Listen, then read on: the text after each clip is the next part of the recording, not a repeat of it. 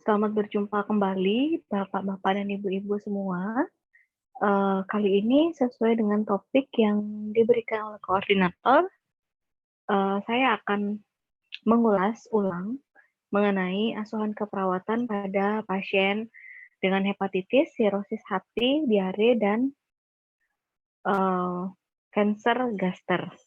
Ya, saya yakin Bapak-bapak dan Ibu-ibu yang praktek di rumah sakit ataupun di klinik pasti sudah familiar dengan tipikal penyakit, keempat penyakit yang akan kita bahas hari ini.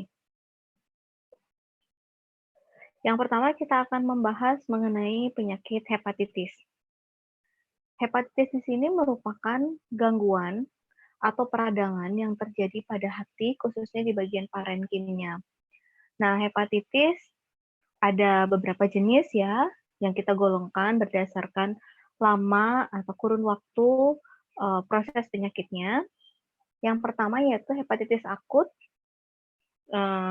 Di sini terjadi peradangan parenkim hati dengan kurun waktu kurang lebih 6 bulan, kurang dari 6 bulan.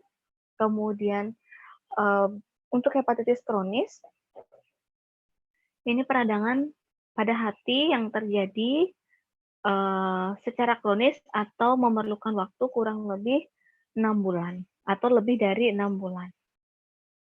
Nah, kita akan bahas satu persatu. Yang pertama adalah hepatitis akut. Prognosis atau perjalanan penyakit dari hepatitis akut di sini, yaitu ketika pasien mengalami atau terjangkit hepatitis, pasien bisa masuk ke fase sembuh.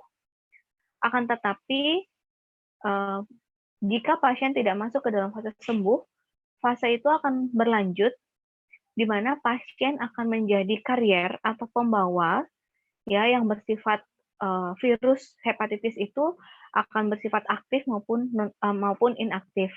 Dalam artian virusnya bisa diam dalam tubuh si pasien itu, bisa secara pasif atau tidak aktif. Kemudian sifat berikutnya atau pembawa berikutnya bisa saja virus tersebut bersifat aktif sehingga mampu untuk menularkan ke orang lain.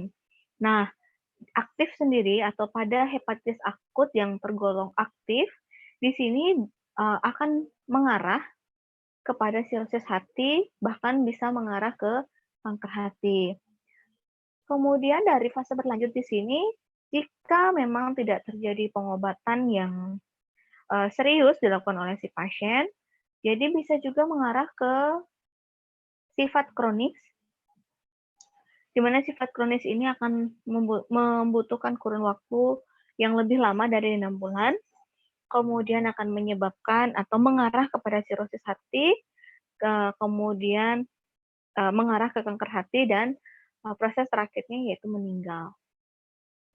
Nah, penyebabnya di sini yaitu ada virus, nanti kita akan melihat virus apa saja yang tergolong hepatitis akut dan kronis. Kemudian ada pengobatan, ada obat-obatan, metabolik, imunologis, gangguan perfusi, ada iskemik ataupun kongestif.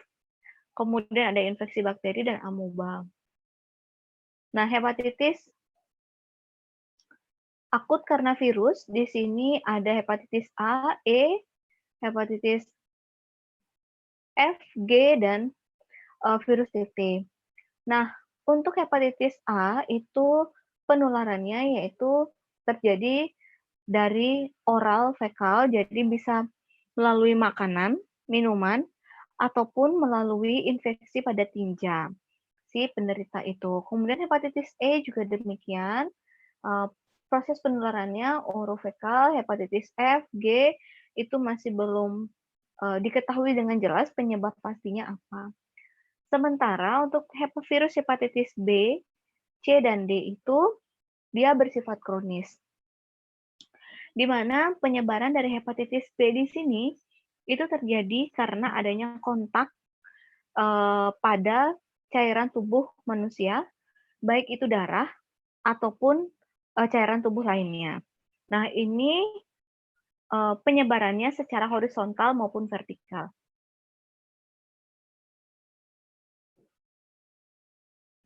Kemudian untuk virus hepatitis C itu biasanya terjadi lebih dikarenakan karena proses transfusi darah yang tidak bersih, tidak steril. Kemudian virus hepatitis D di sini merupakan lanjutan dari virus hepatitis B atau biasanya dia atau virus hepatitis D ini ikut serta dalam hidup juga dalam hepatitis B. Nah, untuk prevalensinya pada acute viral hepatitis atau virus hepatitis akut itu lebih dominan dikarenakan karena hepatitis A, sementara pada chronic viral hepatitis atau hepatitis kronik itu lebih dominan disebabkan karena hepatitis C. Kemudian manifestasi klinis umum, jadi ada yang tipikal dan atipikal.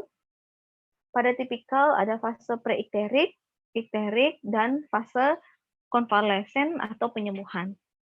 Sementara pada manifestasi atipikal, ini ada tipe anikterik, fulminan, dan kolestatik. Nanti kita akan bahas mengenai manifestasi dari tipikal dan atipikal. Nah, gejala klinis tipikal, ini yang pertama yaitu adalah pasien mengalami mual dan muntah, bisa disertai dengan mencret, bisa tidak disertai dengan mencret. Pasien mengeluh lemas, kemudian pasien mengalami demam yang khas, nyeri perut bagian kanan. Nah, biasanya hal yang paling identik di sini yaitu adalah pasien sering mengalami atau kulitnya atau skleranya itu sering berwarna kuning atau kita sebut dengan ikterik. Sementara untuk gejala klinis atipikal, ya tadi sudah disebutkan ada tipikalnya anikterik, fulminan, dan kolestatik. Untuk tipikal anikterik ini gejalanya tidak khas, namun SGPT dan SGOT-nya meningkat. Kemudian tipe fulminan gejalanya berat disertai dengan penurunan kesadaran dan gangguan hemostatik. Kemudian tipe kolestatik ini pasiennya terlihat sangat kuning, menyerupai ikterus obstruktif. Nah, demamnya di sini dia demamnya tidak tinggi, akan tetapi pasien sangat tampak lesu. Kemudian pasien tidak ada selera untuk makan atau penurunan nafsu makan. Nah, di sini skleranya, kemudian kulit itu tampak kuning. Air seninya di sini cenderung lebih berwarna seperti warna teh dan konsistensinya pekat. Nah, untuk hasil laboratorium di sini kita melihat bahwa SGPT dan SGOT-nya akan meningkat, akan mengalami peningkatan lebih dari 10 kali lipat. Kemudian bilirubinnya juga akan meningkat. Kemudian pada fase penyembuhan biasanya transminasenya menurun cepat. Biasanya akan terjadi pada masa 10-12 minggu. Kemudian yang kita bisa lihat di sini yaitu adalah SGPT-nya akan tetap tinggi selama 6 bulan. Kemudian albumin itu akan mengalami penurunan, globulinnya akan mengalami peningkatan. Pada fase fulminan itu pasiennya sering mengalami hipoglikemik. Kemudian untuk pemeriksaan biopsi di sini tidak dianjurkan pada pasien dengan hepatitis akut.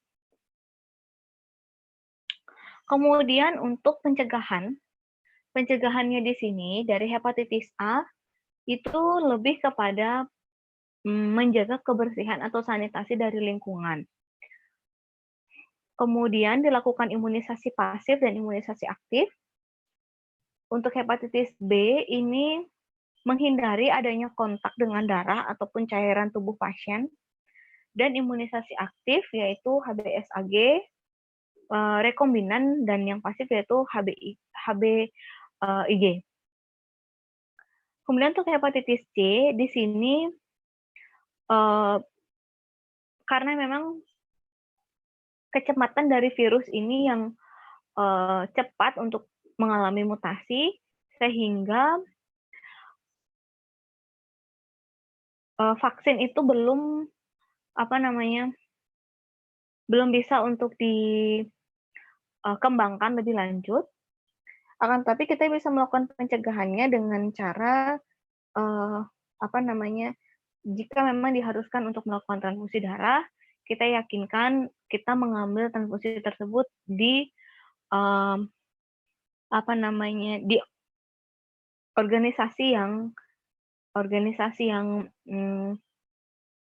yang jelas ya, bagaimana proses, eee, pengambilan darahnya, donor darahnya, kemudian bagaimana proses pengolahan kantong darah itu. Nah, itu yang bisa kita lakukan untuk mencegah terjangkitnya atau terkena dari virus hepatitis C. Kemudian hepatitis D ini lebih kepada imunisasi, hepatitis E sama seperti hepatitis A, yaitu dengan lebih mengedepankan pada sanitasi. Penyebaran virus hepatitis secara vertikal ini dicontohkan yaitu dari ibu ke bayi pada saat baik itu pada saat dikandung ataupun pada saat dilahirkan. Sementara yang horizontal lebih kepada, seperti hubungan seksual, baik itu yang dilakukan oleh pasangan suami istri ataupun, pasangan non suami istri, kemudian penggunaan alat jarum yang tercemar ya, mungkin kalau sekarang lebih kepada pengguna-pengguna narkoba, karena kalau di plan kesehatan tentu kita sudah menggunakan prosedur yang benar dengan, 1 jarum suntik untuk satu pasien. Kemudian nah ini juga tato ya, karena penggunaan jarum pada proses pembuatan tato yang bisa saja dilakukan, secara bergilir. Kemudian, transfusi darah, penggunaan pisau cukur, dan sikat gigi yang bersama-sama. Kemudian untuk kelompok risiko tinggi, di sini yang lebih beresiko yaitu yang pertama adalah bayi dari ibu yang mengidap virus hepatitis B, kemudian dokter gigi, ya tenaga kesehatan ya, kemudian anggota keluarga yang punya riwayat hepatitis, kaum homoseksual, kemudian tunasusila, dan customer mereka, kemudian pecandu obat narkotika dengan menggunakan suntikan. Kemudian mereka yang rawan mengalami luka atau yang lebih prajurit-prajurit yang apa namanya kerja di lapangan yang cenderung rawan untuk uh, terjadinya perlukaan pada kulit. Kemudian mereka yang apa namanya sering melakukan cuci darah atau hemodialisa dan mereka yang mendapatkan transfusi darah. Kemudian untuk hepatitis B, untuk cara mendiagnosisnya di sini kita melihat adanya HBsAg, HbEAg, anti-HBsAg, HbF-DNA, kemudian SGPT, SGOT-nya, dan histologinya.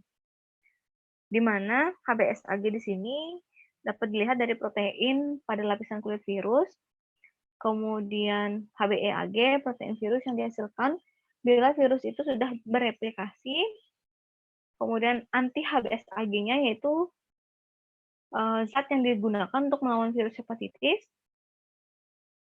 HbF-DNA, materi genetik dari virus hepatitis B, kemudian SBOT, SGPT, yaitu enzim hati yang akan terdeteksi jika memang terjadi kerusakan pada sel parenkim hati, dan histologi.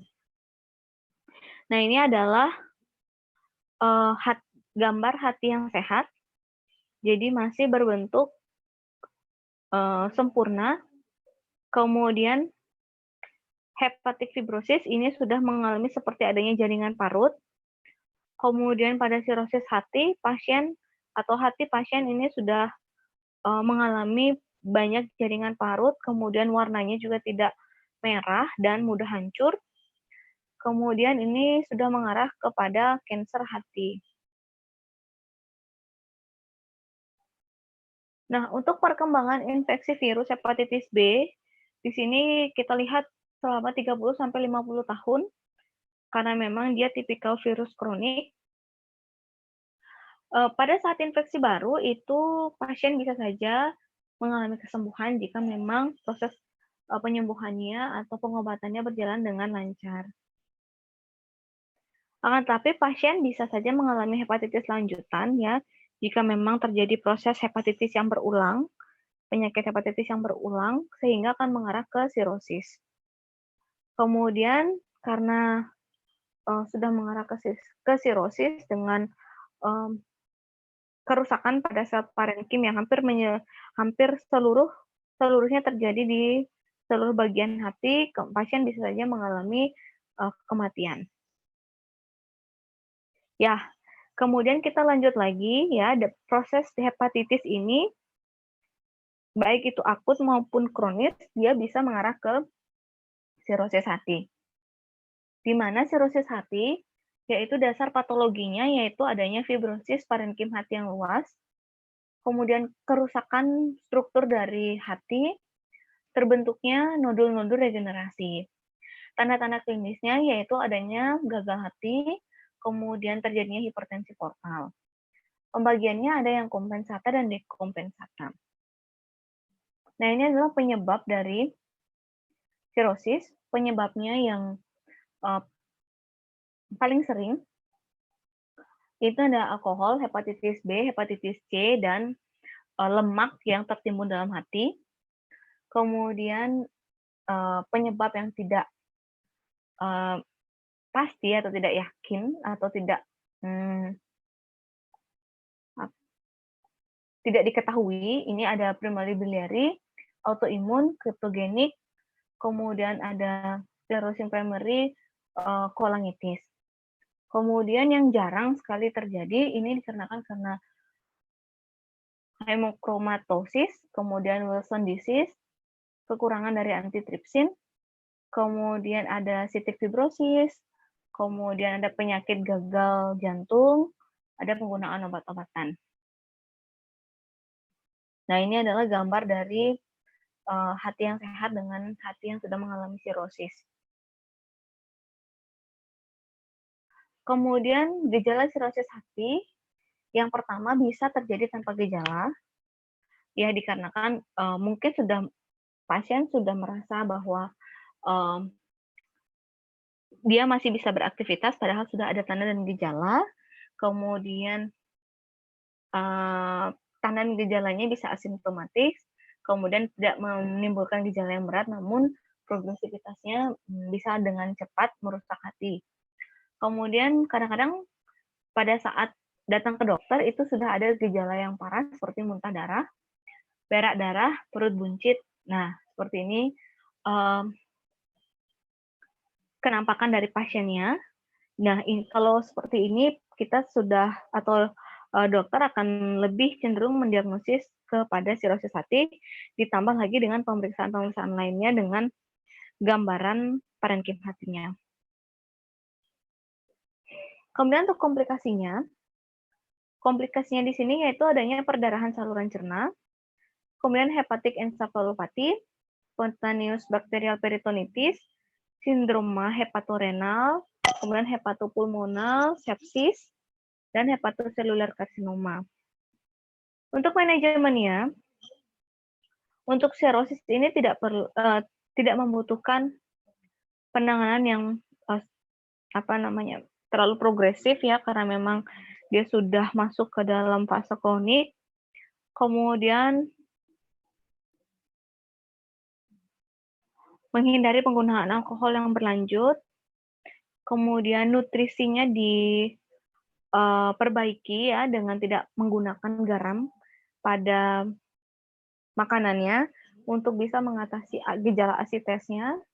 Penggunaan obatnya yaitu dengan penggunaan NSAID, sedatif, dan opiat. Ini harus dihindari. Kemudian komplikasinya disesuaikan atau ditangani sesuai dengan gejalanya. Sementara untuk spesifik treatment-nya, ya ini harus puasa alkohol, ini dan apa namanya, prognosisnya bisa akan membaik sebanyak 30-70% dan akan bertahan kurang lebih selama 5 tahun. Kemudian penggunaan interferon dan ribavirin.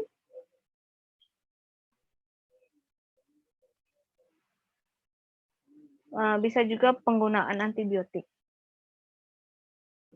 Kemudian untuk pengkajiannya yang harus dilakukan di sini yaitu adalah pemeriksaan fisik.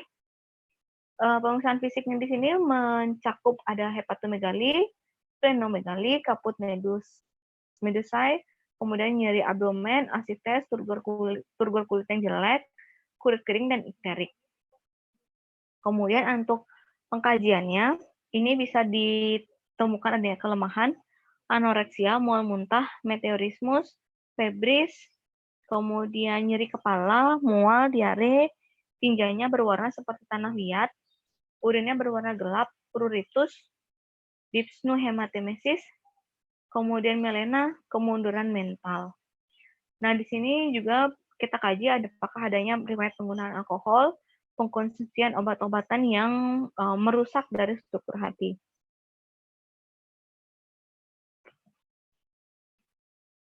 Untuk diagnosa keperawatannya, yang pertama muncul yaitu adalah ketidakseimbangan nutrisi kurang dari kebutuhan tubuh, berdasarkan adanya gangguan gastrointestinal, anoreksia, mual, dan muntah. Kemudian intoleransi aktivitas ya, karena berhubungan dengan kelemahan. Hipertermi, karena proses inflamasinya. Gangguan integritas kulit ya, karena ada pruritus. Ini berhubungan dengan pembentukan edema, ikterik, dan status imunologi yang terganggu. Kemudian nyeri di sini memang lebih kepada agen cedera fisik karena ada pembesaran hati. Kemudian kelebihan volume cairan, gangguan mekanisme regulasi, dan kelebihan natrium ya, ditandai dengan adanya asites, kemudian risiko cedera berhubungan dengan hipertensi portal, dan perubahan mekanisme pembekuan darah, perubahan proses berpikir karena peningkatan kadar amoniaknya atau fase ikteriknya, pola nafas tidak efektif, ini karena penekanan, ya, jadi paru-parunya ditekan oleh adanya asites. Kemudian, nah, ini untuk intervensinya, saya hanya mengambil beberapa saja. Untuk kriteria hasil yang diharapkan pada diagnosa kelebihan volume cairan, yang pertama yang pasti adalah dari tanda-tanda vitalnya harus stabil, kemudian intake dan output-nya sama, ya harus seimbang, dan tidak adanya pembengkakan. Intervensinya yang pertama adalah harus mencatat input dan output-nya, awasi tanda-tanda vital, kemudian ada CVP-nya, kaji derajat edemanya, ukur lingkar abdomen, awasi penggunaan albumin, serum, dan elektrolit. Jadi pada pasien-pasien dengan hepatitis biasanya akan terjadi gangguan pada elektrolitnya. Kemudian awasi seri foto dada, berikan natrium dan cairan sesuai dengan hitungan yang benar ya, sesuai dengan berat badan si pasien dan kebutuhan si pasien. Kolaborasi pemberian albumin untuk menarik cairan yang tertimbun baik itu di perut. Kemudian pemberian diuretik ya untuk membantu proses pengeluaran cairan, dan pemberian obat inotropik positif dan vasodilatasi arterial. Kemudian untuk diagnosa pola nafas tidak efektif yang perlu dilihat di sini atau kriteria hasil yang diharapkan yaitu adalah RR-nya normal, tidak terjadi dyspno, tidak terjadi penggunaan alat bantu nafas, kemudian tidak ada penggunaan nafas cukup hidung. Intervensinya, ya pertama kita harus mengkaji dulu frekuensi, kedalaman, dan upaya pernafasan. Kemudian mempertahankan kepala tempat tidur itu tinggi, pasien biasanya diposisikan miring. Kemudian pemberian oksigen dan persiapan prosedur parasentesis. Untuk risiko cedera, kriteria hasilnya pasien tidak mengalami hematemesis, melena, elektrolitnya dalam keadaan normal. Kemudian pasien juga tidak ada risiko untuk jatuh atau mengalami cedera. Intervensinya yang pertama adalah observasi warna dan konsistensi, baik itu face test maupun muntahan, kemudian awasi nadi, tekanan darah, catat perubahan mental dan tingkat kesadaran pasien, kemudian hati-hati dalam memasukkan atau memberikan nutrisi pada NGT ya, karena memang risiko aspirasinya juga cenderung lebih besar. Kemudian penggunaan sikat gigi halus supaya menghindari adanya perdarahan pada bagian gusi dan gigi. Kemudian hindari mengejan dan meniupkan hidung dengan kuat. Kemudian gunakan jarum kecil untuk injeksi. Hindari produk yang mengandung aspirin. Kolaborasi pemeriksaan HB, HT, dan faktor pembekuan. Pemberian vitamin K, D, dan C. Kemudian pemberian obat pelunak feses. Dan mempertahankan pasien dalam keadaan puasa jika diperlukan. Kemudian untuk perubahan proses pikir yang berhubungan dengan peningkatan kadar amoniak, dengan kriteria hasil yaitu pasiennya memiliki tingkat kognitif yang baik, orientasi juga baik. Intervensinya pertama yaitu adalah observasi dulu, apakah pasien mengalami letargi, bingung, ataupun koma, ataupun cenderung lebih ke keinginan untuk selalu tidur. Kemudian catat apakah adanya perubahan atau aktivitas kejang. Kemudian orientasikan pada pasien, waktu, tempat, dan orang sesuai dengan kebutuhan. Kita juga tetap melakukan komunikasi pada pasien supaya pasien masih dalam atau kesadarannya masih bisa kita pantau. Pertahankan kenyamanannya, pertahankan tiara baring. Apakah terjadi peningkatan suhu juga perlu diawasi. Kemudian hindari penggunaan obat-obatan yang bisa mengganggu proses penyembuhan pada hati ataupun yang mengarah kepada perubahan mental. Ya, itu dulu untuk pemaparan mengenai hepatitis dan sirosis. Kemudian kita akan lanjutkan pada topik berikutnya yaitu gastroenteritis akut atau GEA. Atau diare ini adalah suatu keadaan di mana terjadinya peradangan pada bagian mukosa dari saluran gastrointestinal dengan ditandai adanya muntah yang berlebih, kemudian adanya diare. Di mana diare di sini yaitu adalah buang air besar dengan frekuensi yang meningkat dari biasanya atau lebih dari 3 kali sehari dengan konsistensi yang cair atau lebih kepada seperti air. Nah, gastroenteritis akut ini frekuensinya lebih dari 3 kali dalam sehari, disertai dengan muntah, dan berlangsung kurang dari 14 hari. Epidemiologinya, gastroenteritis akut masih cukup tinggi di Indonesia dan menjadi peringkat pertama ya untuk rawat inap di bedah di Indonesia, di beberapa daerah di Indonesia. Angka kematiannya tergolong 1,92% ya, yang memang lebih banyak didominasi oleh anak-anak. Untuk etiologinya ada virus, yaitu virus yang biasanya menjadi penyebab diare, ada rotavirus, kemudian human calicivirus, dan adenovirus. Sementara untuk bakteri, ada Escherichia coli, Shigella, kemudian Vibrio cholera, dan Salmonella. Nah, untuk diare karena E. coli ini jenis-jenisnya yaitu adalah enterotoxigenic coli, kemudian enteropatogenic coli, dan enteroinvasive coli. Kemudian ada Campylobacter, kemudian untuk spesies dari Shigella, ini ada Shigella zone, kemudian Shigella vaccineri, dan Shigella dysentery. Kemudian ada etiologinya lagi, yaitu adalah Vibrio cholera.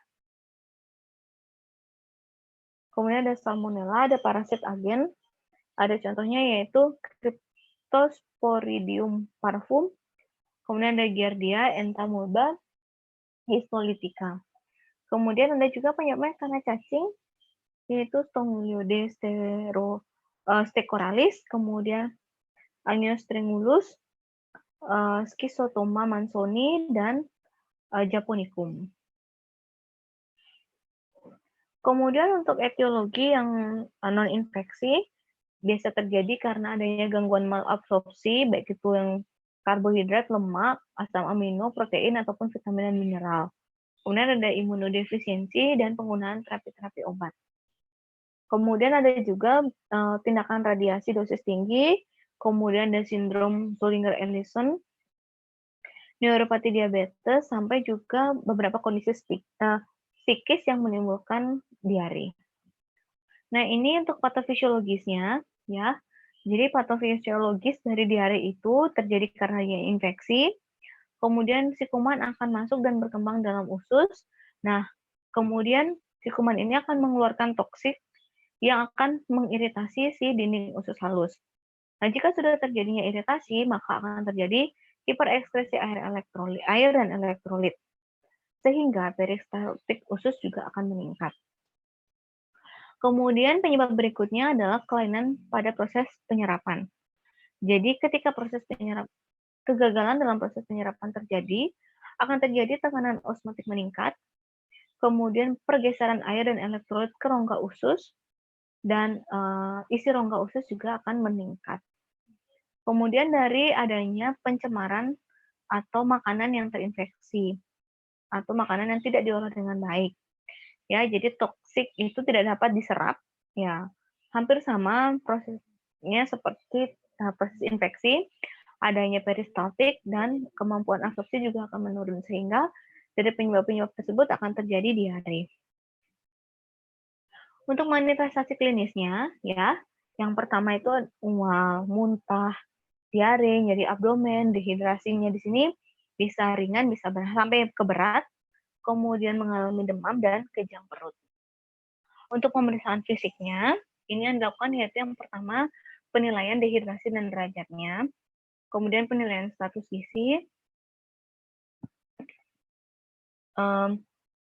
pemeriksaan darah ditinja, massa intraabdomen, distensi abdomen, penurunan kesadaran, dan sesak nafas. Untuk pemeriksaan diagnostiknya ada darah lengkap, kemudian serum elektrolit, analisa gas darah jika memang sudah terjadi sesak nafas, kemudian imunoassay, feses lengkap, dan pembiakan dari atau resistensi dari bakteri di feses.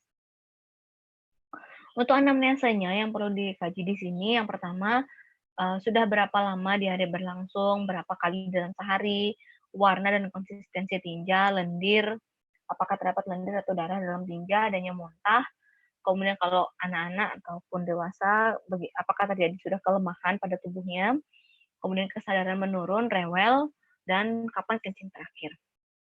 Kemudian dicek juga suhu badannya, jumlah cairan yang masuk, kemudian untuk anak-anak, si anak ini minum ASI atau susu formula, kemudian bagaimana pola makannya, apakah ada anak yang menderita diare, kemudian sumber air minumnya, pengobatan yang sudah dilakukan apa, dan gejala invaginasi.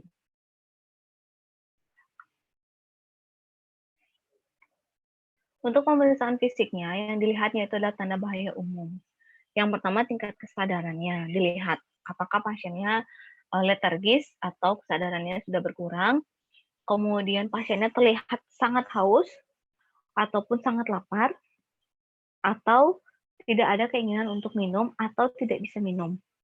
Kemudian dilihat juga untuk turgor kulitnya, ya, apakah mengalami perlambatan ataukah masih dalam normal. Kemudian untuk anak-anak, kita lihat pada ubun-ubunnya, apakah cekung bentuknya, matanya cowong, kemudian ketika menangis tidak ada air mata, kering, apakah mukosa mulut, bibir, dan lidahnya juga kering, dan timbang berat badan. Untuk penilaian derajat dehidrasi, yang pertama, yaitu dehidrasi atau tanpa dehidrasi, di mana kehilangan cairannya kurang dari 5% dari berat badan. Kemudian tanda-tandanya yaitu tidak ditemukan tanda utama dan tanda tambahan, kesadaran masih baik, tanda vital masih baik, tidak ada cekok pada ubun-ubun, mata juga tidak cowong, air mata ada, mukosa masih basah. Kemudian turgor abdomen kurang dari 3 detik, kemudian bising usus normal, akal hangat. Pasien masih bisa dilakukan perawatan di rumah jika memang masih mau makan dan minum. Kemudian untuk dehidrasi ringan, yaitu di mana cairan itu hilang sebanyak 5-10% dari berat badan. Yang pertama di sini dilihat ada tanda utama dan tanda tambahannya, kemudian ada gejala gelisah atau cengeng, ubun-ubunnya sedikit cekung, kemudian mata sedikit cowong, air mata berkurang, dan mukosa mulut agak kering. Turgornya kurang, sakral hangat, dan pasien saat ini harus dilakukan rawat inap. Kemudian dehidrasi berat, di mana kehilangan cairannya lebih dari 10% dari berat badan. Yang pertama adalah pasien sudah tampak lemah, letargi atau koma, ubun-ubun cekung, mata cowong, air mata tidak ada, mukosa bibir kering, turgor sangat buruk, akral dingin. Nah, saat ini pasien harus dilakukan rawat inap. Untuk masalah keperawatannya, yang pertama yaitu adalah kekurangan volume cairan dikarenakan karena kehilangan cairan aktif. Batasan karakteristik yang ditemukan ada muntah, diare, turgor kulit menurun, kulit dan membran mukosa kering, lemah, demam, dan penurunan urin output, nadi terasa lemah, denyut nadi meningkat. Ya, ini kalau pada pasien dengan diare, ini kekuatan nadi dan frekuensinya ini bertolak belakang, nadinya akan terasa lemah, namun denyut nadinya akan meningkat. Kemudian untuk diagnosa berikutnya ada risiko kerusakan integritas kulit ya, karena pasiennya sering BAB, jadi kemungkinan akan ditemukan adanya lecet pada bagian anus, kemerahan pada bagian sekitar anus dan alat kelamin. Kemudian ada ketidakseimbangan nutrisi, diagnosa berikutnya karena kurang dari kebutuhan tubuh. Kemudian hipertermi ya karena proses infeksi, bisa terjadi karena kehilangan volume cairan juga. Kemudian diare, ada diagnosa diare, ada juga diagnosa kurang pengetahuan atau defisit pengetahuan. Nah, di sini hanya dicantumkan beberapa diagnosa yang paling sering kita angkat pada pasien dengan diare. Yang pertama yaitu kekurangan volume cairan. Yang perlu dilihat di sini untuk batasan kriterianya yaitu tidak ada mual dan muntah, intake adekuat sesuai dengan usia tumbuh kembang yang normal, turgor kulit elastis. Kemudian untuk intervensinya, kaji frekuensi makan dalam 24 jam terakhir. Makanan yang masuk, pengobatan, makanan yang disuka, dan yang tidak disuka. Kemudian apakah pasiennya mengalami alergi makanan, bagaimana cara penyajikan makanannya, kemudian apakah ada budaya yang mempengaruhi proses makan dan minumnya. Kemudian kaji mual dan muntahnya, kemudian lihat turgor kulit, kelola pemberian nutrisi melalui infus, kemudian kaji tanda-tanda vital termasuk nadi perifernya. Kemudian kita juga harus mengkaji bagaimana urin, warna, dan jumlahnya. Kemudian monitoring hasil pemeriksaan laboratorium, kelola pemberian obat, posisikan